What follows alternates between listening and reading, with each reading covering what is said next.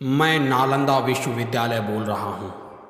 आज मैं आपको अपने गौरवशाली इतिहास से लेकर पतन तक की कहानी बताता हूँ, जिसके बारे में आज की पीढ़ी जो भी जानती है वह बहुत कम जानती है। आज मैं आपको बताऊंगा अपने उत्थान से शीर्षस्थ होने की गौरव गाथा, और साथ ही आपको बताऊंगा अपने पतन से खंडर होने का हृदय विदारक और क्रूर सत्य। मेरा निर्माण जिस उद्देश्य के साथ किया गया था, मुझे मगध की उस पवित्र भूमि पर स्थान दिया गया जो उस समय संपूर्ण विश्व में राजनीति और शिक्षा का मुख्य केंद्र था।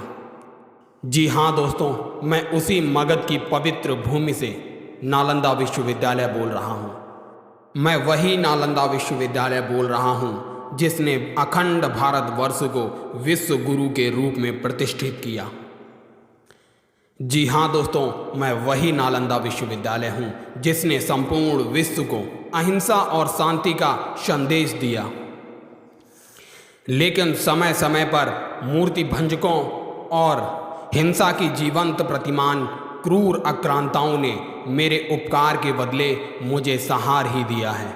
दोस्तों, मैं वही नालंदा विश्वविद्यालय बोल रहा हूँ जो खगोल, विज्ञान, चिकित्सा, योग, सांख्य, वेद, वेदांत, ज्योतिष इत्यादि विषयों के अमूल्य ज्ञान को धारण किए हुए था।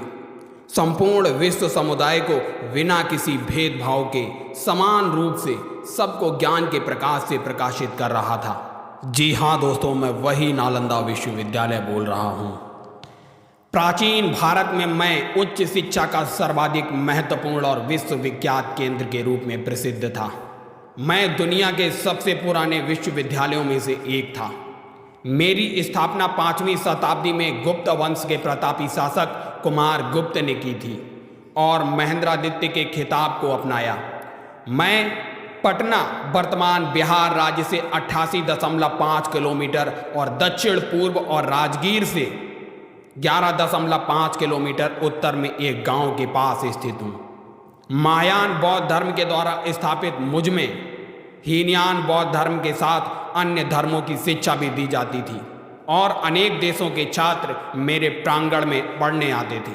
दोस्तों, अनेक पुराविलेखों और 7वीं सदी में भारत भ्रमण के लिए आए चीनी यात्री तथा इत्सिंग के यात्रा विवरणों से मेरी गौरव गाथा का आप अध्ययन कर सकते हैं। आइए मैं आज आपको बताता हूँ कि मैं पूरे विश्व में प्रथम पूर्णतया आवासीय विश्वविद्यालय था। उस समय मेरे प्रांगण में तकरीबन 10,000 विद्यार्थी और लगभग 2,000 अध्यापक थे। इसमें शिक्षा ग्रहण करने के लिए विद्यार्थी भारत के विभिन्न क्षेत्रों से ही नहीं बल्कि कोरिया, जापान, चीन, तिब्बत, इंडोनेशिया, फारस तथा तुर्की से भी आते थे। आइए मैं अपने पतन का क्रूर सत्य आपको बताता हूँ। मेरा पतन आक्रमणकारियों ने 1-2 बार नहीं बल्कि 3 बार किया, लेकिन 2 बार मुझको पुनर्निर्मित कर दिया गया। मूर्ति भंजक हूण शासक मिहिर कुल के द्वारा किया गया, लेकिन उस समय मेरे पुस्तकालय की मरम्मत स्कंदगुप्त के द्वारा करवाई गई। मेरा दूसरा विनाश 7वीं शताब्दी में गौदास ने किया था। इस बार बौद्ध राजा वर्धन वंश का प्रतापी शासक हर्षवर्धन, जो 606 से 648 ईस्वी तक जिसका राज्यकाल रहा, उसने मेरी मरम्मत करवाई। तीसरा और सबसे विनाशकारी हमला मुझ पर किया गया 1193 ईस्वी में तुर्क का आक्रांता जो सेनापति था इख्तियारुद्दीन मोहम्मद बिन बख्तियार खिलजी, उसकी सेना ने मुझको नष्ट कर दिया। मेरे अंदर रखी जो 3 लाख से अधिक ग्रंथों की अमूल्य पूंजी थी वह जलकर नष्ट हो गई। आइए मैं उस क्रूर आक्रांता बख्तियार खिलजी के आक्रमण करने का कारण आपको बताता हूँ। एक बार वह काफ़ी बीमार पड़ा। उसने अपने हकीमों से काफ़ी इलाज करवाया, मगर वह ठीक ना हो सका और मरणासन्न स्थिति में पहुंच गया। तभी किसी ने उसको सलाह दी कि वह मेरे आयुर्वेद विभाग के प्रमुख आचार्य राहुल श्रीभद्र को दिखाए और इलाज करवाए, परंतु खिलजी इसके लिए तैयार नहीं था। उसे अपने हकीमों पर ज़्यादा भरोसा था। वह यह मानने को तैयार नहीं था कि भारतीय वैद्य उसकी हकीमों से ज़्यादा ज्ञान रखते हैं, ज़्यादा काबिल हो सकते हैं, लेकिन अपनी जान बचाने के लिए उसको मेरे आयुर्वेद विभाग के प्रमुख आचार्य राहुल श्रीभद्र को बुलवाना पड़ा। फिर बख्तियार खिलजी ने वैद्यराज के सामने एक अजीब सी शर्त रखी और कहा, मैं उनके द्वारा दी गई किसी भी प्रकार की दवा नहीं खाऊंगा, बिना दवा के वो उसे ठीक करें। वैद्यराज ने सोचकर उसकी शर्त मान ली और कुछ दिनों के लिए वो खिलजी के पास एक कुरान लेकर पहुँचे और कुरान की कुछ पृष्ठ संख्या निर्धारित कर दी और उसे पढ़ने का आदेश दिया। बख्तियार खिलजी ने वैद्यराज के बताए अनुसार कुरान को पढ़ा और वह ठीक हो गया। ऐसा कहा जाता है राहुल श्रीभद्र ने कुरान के कुछ पन्नों पर एक दवा का लेप लगा दिया था। वह थूक के साथ उन पन्नों को पढ़ता गया और ठीक होता चला गया। खिलजी इस तथ्य से परेशान रहने लगा कि एक भारतीय विद्वान और शिक्षक को उनके हकीमों से ज़्यादा ज्ञान था। फिर उसने देश से ज्ञान, बौद्ध और आयुर्वेद की जड़ों को नष्ट करने का फैसला किया। परिणाम स्वरूप उस आक्रांता ने मेरे पुस्तकालय में आग लगा दी और लगभग 3 लाख पांडुलिपियों को जला दिया। मेरे प्रांगण में जलती वह आग जिसे मैं आज तक महसूस कर रहा हूँ। नालंदा विश्वविद्यालय के इतिहास को जानने से पहले हम आपको बता देना चाहते हैं कि चैत्य और विहार में क्या अंतर होता है। चैत्य जो होता था, चैत्य चेतना से संबंधित होता था, अर्थात जहां पर भगवान गौतम बुद्ध की मूर्तियां रखी जाती थी और जहां पर भिक्षु जो थे भगवान गौतम बुद्ध की पूजा करते थे, पूजा स्थल को चैत्य कहते थे।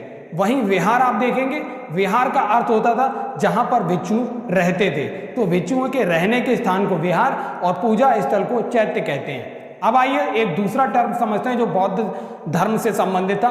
उसमें एक बौद्ध धर्म की 2 महत्वपूर्ण शाखाएं थी, हीनयान और महायान।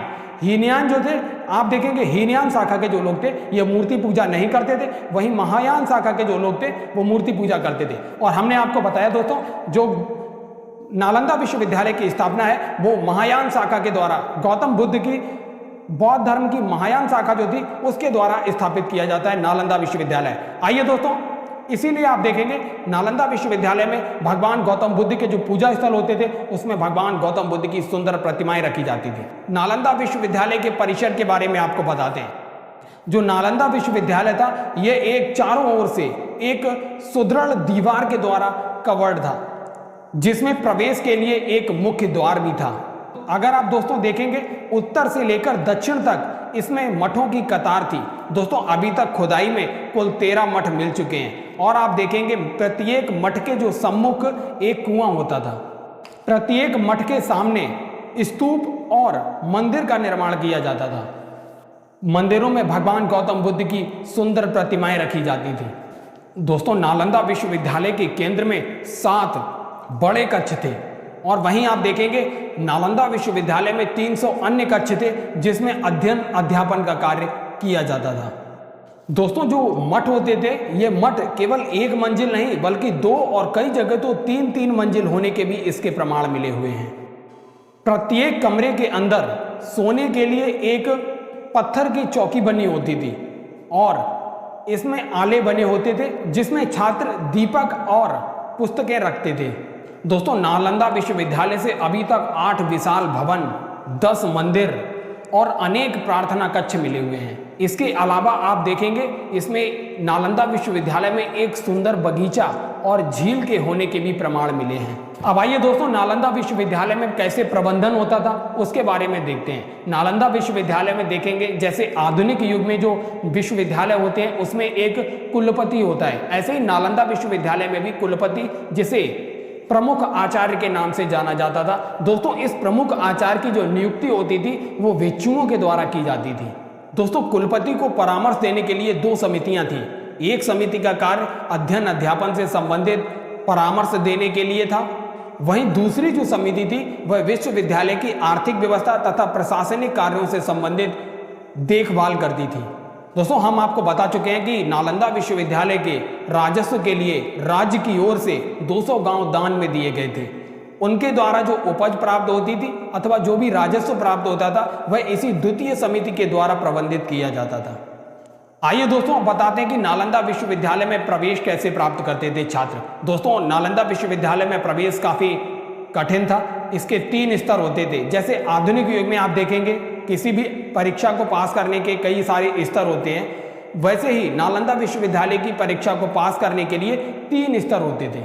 नालंदा विश्वविद्यालय में जो नियम थे उनको संघ के द्वारा जो निर्मित नियम थे, छात्रों को उनका कठोरता से पालन करना होता था और शुद्ध आचरण नालंदा विश्वविद्यालय की प्रमुखता थी।